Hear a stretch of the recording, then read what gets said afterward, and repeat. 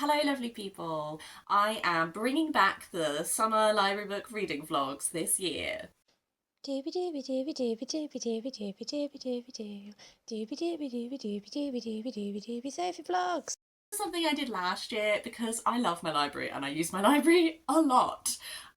Last year I separated out all of the books that I got out from my library over summer into these little reading vlogs where I interspersed them with clips of things that I've been up to and little adventures I've been on. I thought it might be fun to do the same thing because I've been utilising the library a lot specifically for stuff that I have on hold at the moment that might be coming up in this includes lovely books that you guys recommended to me when I went through my I'm having a bit of a rough time, would love some lovely book recs. So some of them are in transit. I've been working my way through Women's Prize for non-fiction books, even though by this point in time the winner has been announced. But some of them are in the queue to come through. My Read the World project, I've been getting a lot of those out from the library, so I've got some of them to talk about. And then there's just a few assorted extras that will be coming hither and thither. So I thought this might be fun to do this again and just show you the types of books I'm getting out, give you my thoughts on them, intersperse it with some lovely adventures. As this first port of call, I did a little library pickup the other day. So I have three to talk about. One I have read, two I haven't, and then there's a lot more in transit that will be coming through as time goes on. First up, we have kids, wait till you hear this. Liza Minnelli, My Memoir, as told to Michael Feinstein. I like utilising the library for celebrity memoirs. They're not the type of thing that I often want to buy and own, but they are the type of thing that I find interesting to just read and return. Whilst had a very public life, been quite private in a lot of herself, and I hear that this does not really pull punches, and she's very open about a lot of stuff. So I'm very interested to learn a bit more, that kind of thing.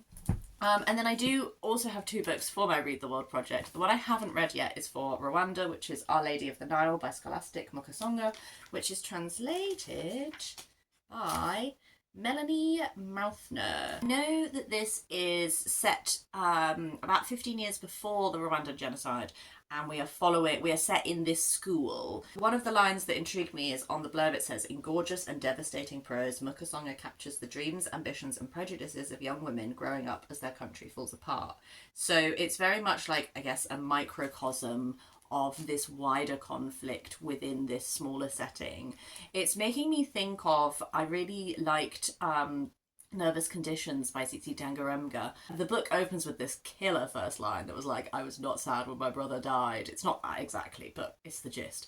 And then you sort of see this glimpse of this golden brother who is like the eldest son who passes away, and then our main character gets to sort of live that life and become the one who goes to school and has these experiences. But that had a very similar thing of when she went to school, this microcosm of the external conflicts that's happening in the world, and then seeing it reflected in the school. Oh, and I also Black Moses by Alain something, which I'll put a cover here, also has a bit of a microcosm of, except he's in an orphanage, and you see a lot of the power plays that are happening as this revolution takes hold, and you just see how they've trickled down into the orphanage in which he lives. So there's just clearly something about, to me, having a setting where younger people are confined to this one place, and then you get to only hear glimpses of these wider conflicts as they affect these children, and that kind of thing. I don't know, that's clearly something that I find appealing. Who'd have thought? And then the book that I have read is Days in the Caucasus by Banine, which is translated by Thompson-Ahmadova. Was my pick for Azerbaijan. This is a memoir. When was this published? 1945. So this is Banine's memoir about her upbringing in Azerbaijan and up to the point at which she leaves to go to France. And I now know there is a second memoir that is her experiences in France, which I think I would be interested to read as well. This was just a really interesting look at Azerbaijan at this time. Her family is very much they're very wealthy. They've made their money in oil. But there's her immediate family that are very wealthy, but they have a very large family.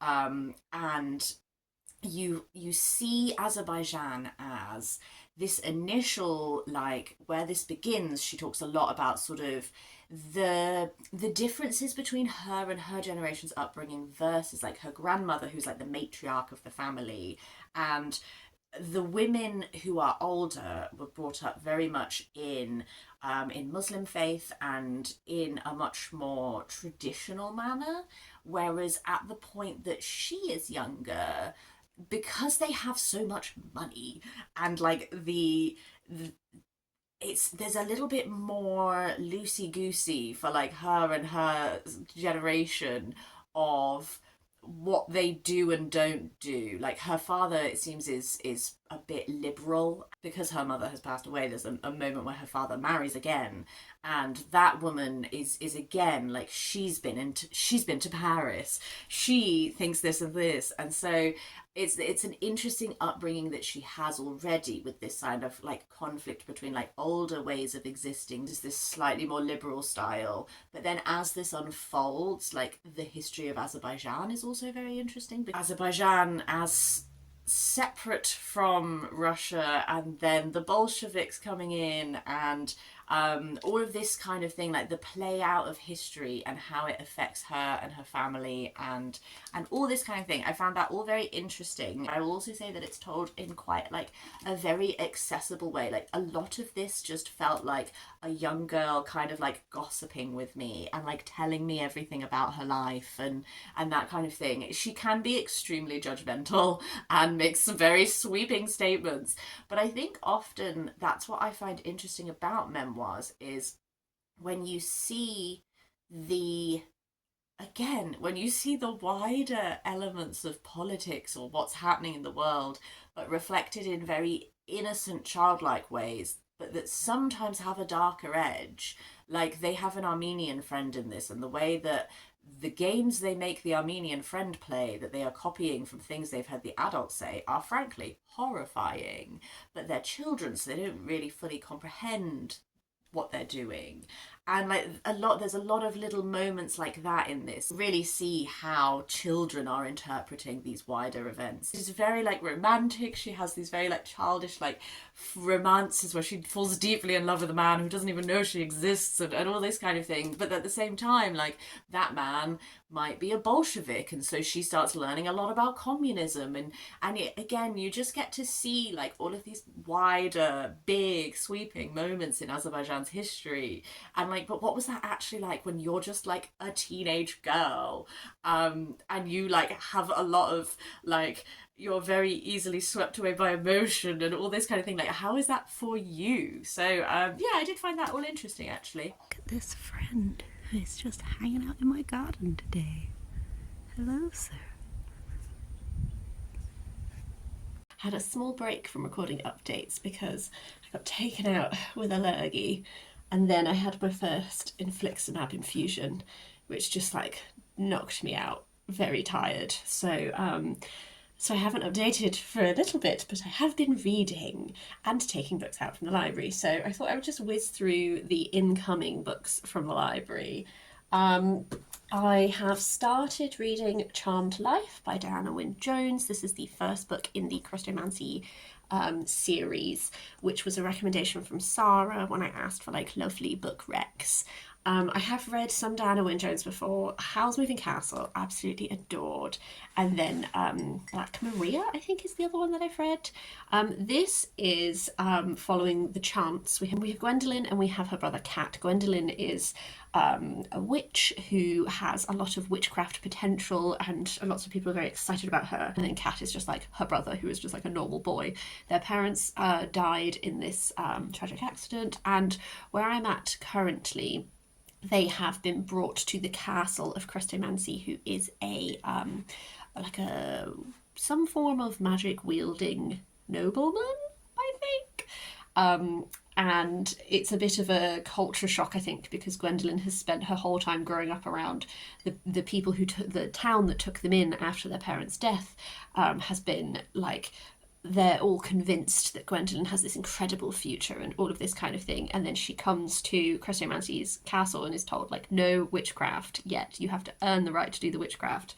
And then her brother, Kat, who is sort of I feel like the character that we revolve around slightly more, is just kind of bewildered by everything.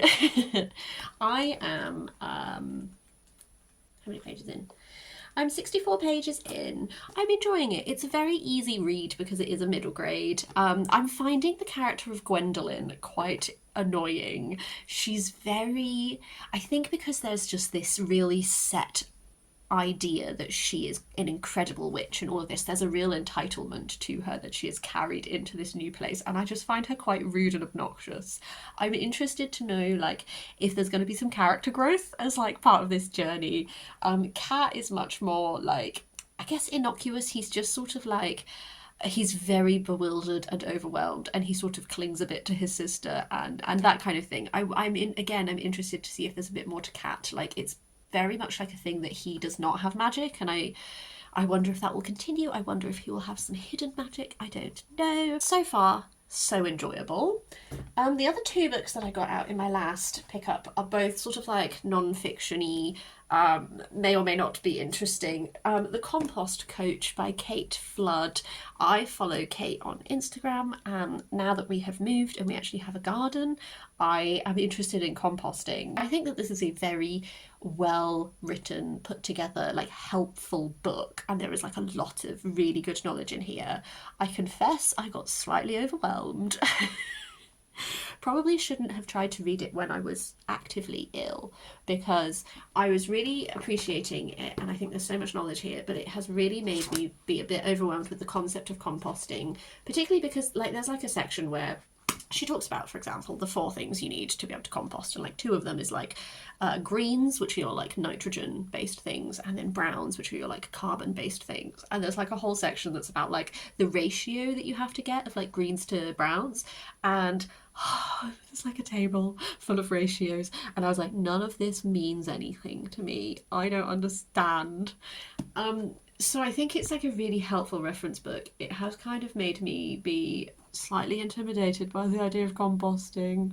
I might have to just buy this book. I get a lot of books out from the library to see if they are worth buying. Like, I get so many cookbooks out of the library just to be like, is this interesting? How much of this would I eat? As I find that really like helpful. I think if I do start composting, I will just have to buy this book and reference it religiously. I've been reading a few like self-helpy books this year, and I just haven't been talking about them on my channel because a lot of them are to do with IBD and Crohn's disease, and I was like, people, unless you are also just being diagnosed with Crohn's disease, you probably don't want to hear about this. But I did take out Feel Better in 5 by Dr. Rangan Chatterjee. This is my second of his books that I have read from the library this year because an IBD coach that I follow on Instagram recommended his books, so I thought, hey, I'll give them a go. This one I'm just briefly mentioning. The whole concept of it is it's like snacks that you can do throughout the day that will help you feel better. So there's snacks for your brain, snacks for your heart, and snacks for your something else. But essentially it's like things that are good for your mental health that you can do 5 minutes, that will only take 5 minutes of your day, things that you can do for your physical health, and then things that you can do for your like emotional well-being, inspiration-y kind of stuff. It was a very, very quick read. I think the concept of it, I'm going to try and implement like a few things. Also, I finished, kids wait till you hear this, Liza Minnelli's memoir. This was like a solidly enjoyable celebrity memoir for me. I will say I think that the juiciest bits are the bits that I was already familiar with because they got like excerpted into like newspapers and that kind of thing. So a lot of those bits like I sort of did already know before I read this. I definitely think it captures like the tone, the speaking voice of Liza Minnelli. The writing situation is interesting because it's like it's written as told to Michael Feinstein, so it's like based on like conversations that she had to her best friend, but then there's also 2 ghostwriters, so it does feel like there's been like quite a lot of people input into the book. I enjoyed it. I think I found the early part really interesting / moving because of that relationship she had with her mother, and the you know, in this situation it's that her mother, obviously Judy Garland, had a lot of addictions and that kind of thing. I think it's a sort of similar concept to other types of parental relationships you can have, where you become the one who is having to be emotionally mature and having to like manage your parent, and in some ways like parent your parent, and then when you become an adult, what that is actually like to then almost regress and have like a childhood as an adult because you're no longer having to parent your parent. I don't know, so I found all of that really interesting. I'm so glad that she had her dad in her life, because it seems like their relationship, like every time she talks about her father, just so like, this is a person who loved me unconditionally and all of that, and I found that really sweet as well. I do think it like gets just like a bit like, I can tell that this is written like by your best friend kind of vibe, you know. I don't know, so it didn't like blow my socks off, but I found it interesting. I'm going to keep reading Charmed Life. I already have at least one more book to pick up from the library, and hopefully I'm going to do something fun, and you might see that now. Look at the little medieval wall paintings. And he's got our little creatures. And a tree. This is Hale's church, and I can't go beyond because the roof is not good. But look at these wall paintings. Wow. I love a medieval wall painting. Hello. Please ignore the background sound of the fan. I'm recording this during a heatwave. We can't turn them off. It's too hot to function. I just briefly wanted to hop on and give the rest of my thoughts on Charmed Life by Diana Wynne Jones, because I have finished it. It's literally the day after I did that last update. I just read it all because it's too hot to do anything. On the whole, I enjoyed this. It did not blow my socks off, but maybe Howl's Moving Castle is too high a bar, because I just love that book. Quite soon after the point at which I gave you the update, the sort of plot takes a little turn, there's a little twist, and I think I definitely enjoyed that point onwards more.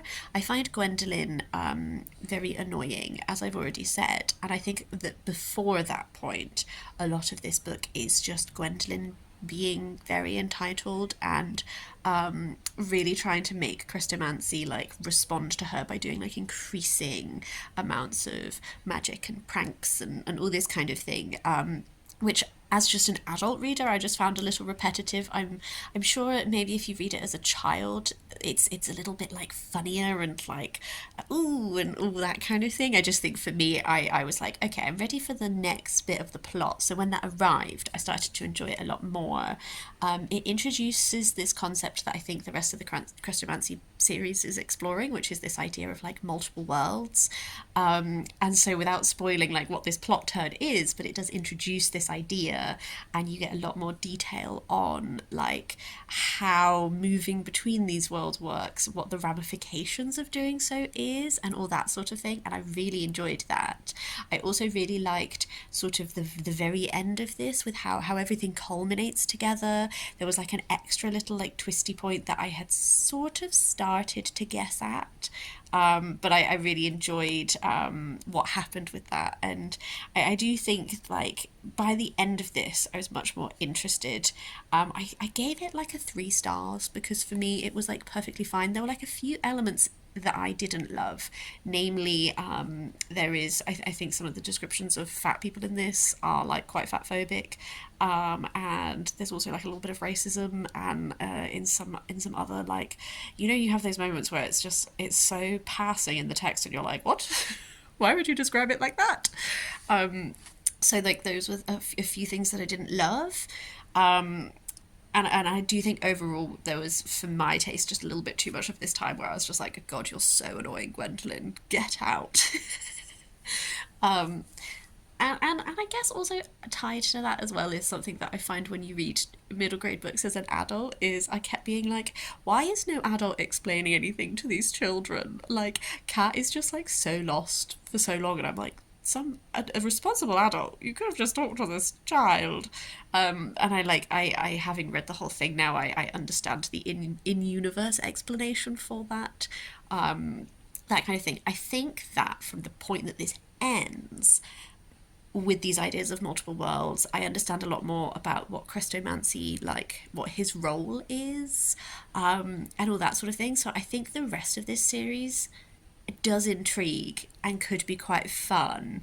I'm a bit confused about what order to read it in. This feels a little bit like C.S. Lewis, Narnia, where it's like, do you read it in publication order? Should you read it in like the in-universe chronological order? Like, if you, Sarah, because you recommended this to me, what order are you reading this in? / anyone else who has read this, is there a better, like a best reading order to do it in? Any thoughts welcome, please do let me know, because I think I will continue it through my library. I think my library has all of them, so yeah, do let me know. My partner's going to the library today and he's going to pick me up another book that's arrived. Please excuse the sounds of someone drilling. This is a garden update. So when you come out onto the patio, this is all of my initial patio potted plant zone. This is a wisteria which is going to get planted in the soil soon, but I want to plant her over there against the wall, and I need to get little pegs to like peg her little fronds up. So she's a temporary, but I bought these fabulous geraniums, and that's a salvia and that's a salvia, and they're starting to come out. So this is kind of, I'm trying to make like a pollinator zone here. And then my stepmom gifted us some plants. So these are going to be sunflowers, these are cornflowers, these are going to be cosmos, which my friend from work gave me, and then some sweet peas. I bought some canes for them today because they are struggling. So this is like the patio zone. This is our little zone. We've left all of these grasses long because we have loads of crickets and little bugs and stuff that are really loving it. So this is like a long flower zone. I've planted a new little bush here, but it's struggling.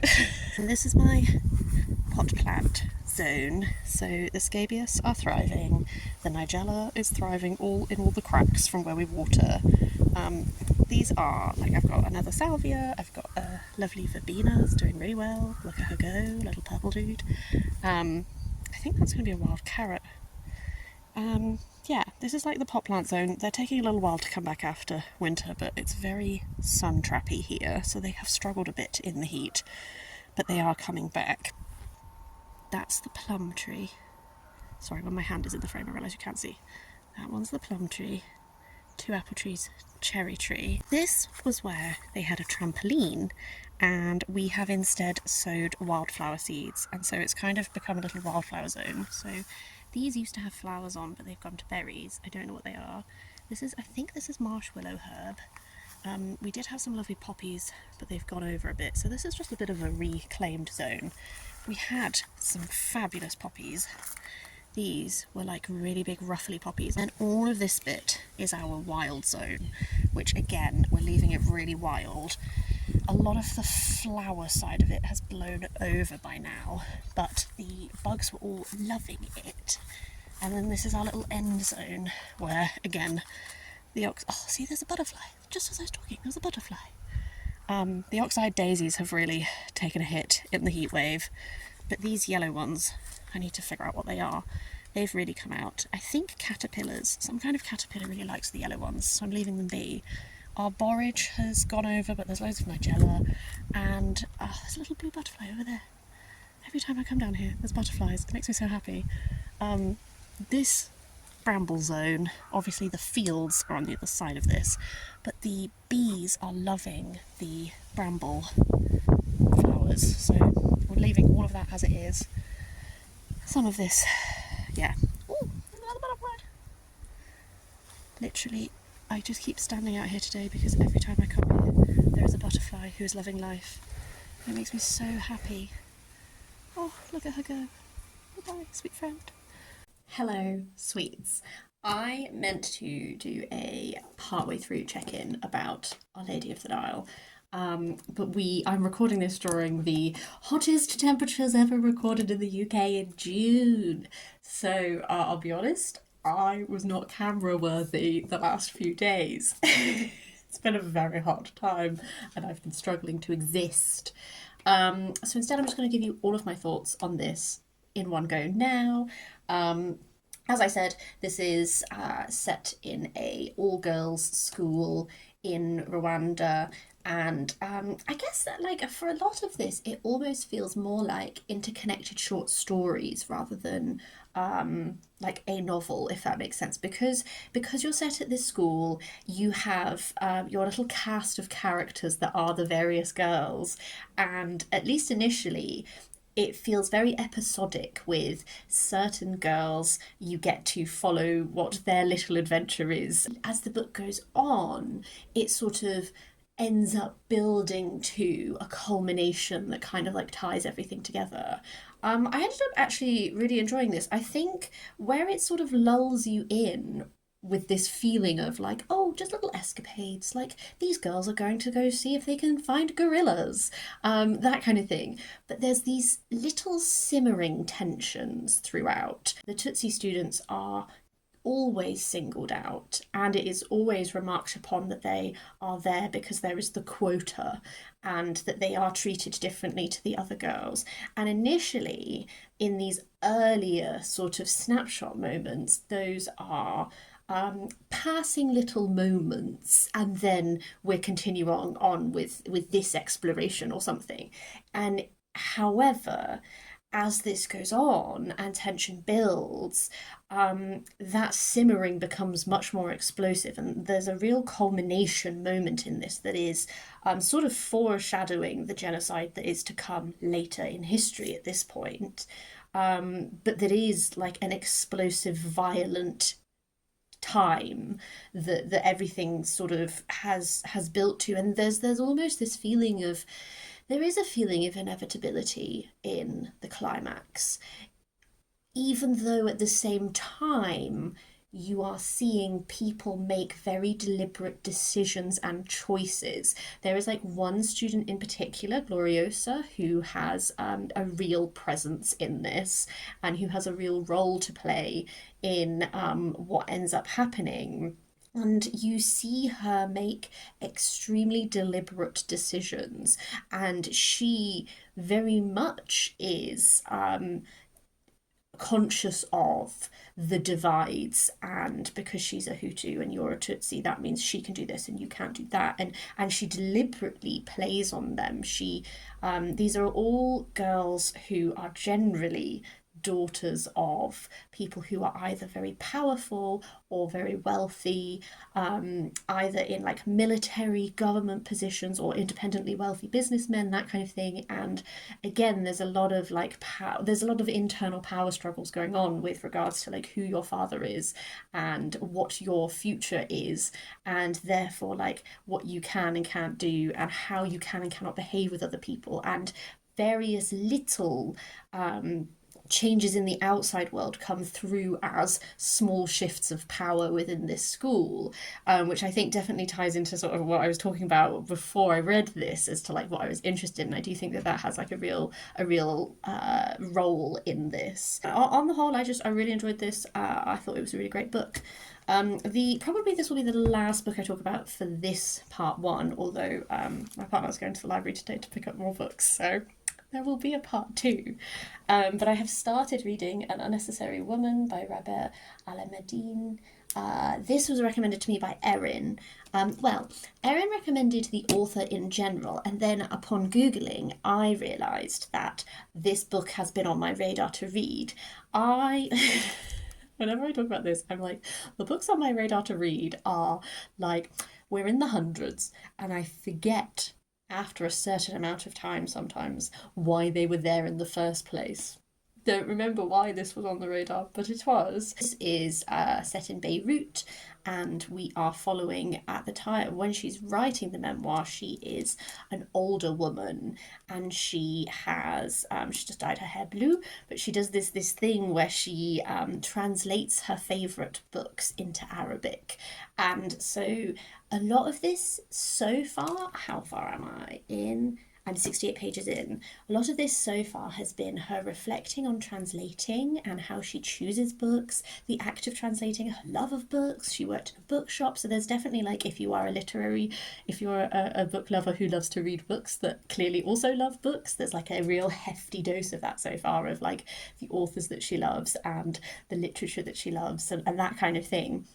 But it's very much interspersed with what's happening in Lebanon. Like, she flits around in her life quite a lot, so you get glimpses of during the Civil War, the disruption, how dangerous life was, that kind of thing. She goes right back to her first marriage, and it's constantly going between, like, back and forth. You're very rarely, it's not like this is this chapter and we're in the past, this is this chapter and we're in the present. It's like constant melding of times, which I think is, like, I guess very reminiscent of when you become older and you've had such a rich life and you've lived so much that you do like spend a lot of time going between the past and the present, and everything feels very of a similar level of reality, you know, that kind of thing.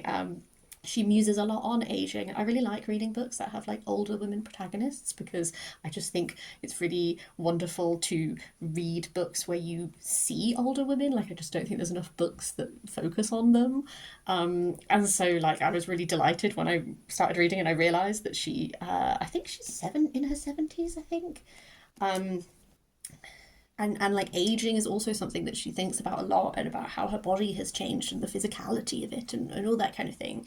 So I don't know what this is building towards. Like, I don't remember the blurb. I didn't read the blurb. I was just like, oh yeah, this author, this was a book I wanted to read by them, let's just go for it. So I have no concept of why or what I expected from it, but I am enjoying this, like, insight into Lebanon and into literary world and all that kind of thing. So yeah, I'll see how the rest of it goes. Final update for this part 1 reading vlog. I have finished An Unnecessary Woman. On the whole, I enjoyed this.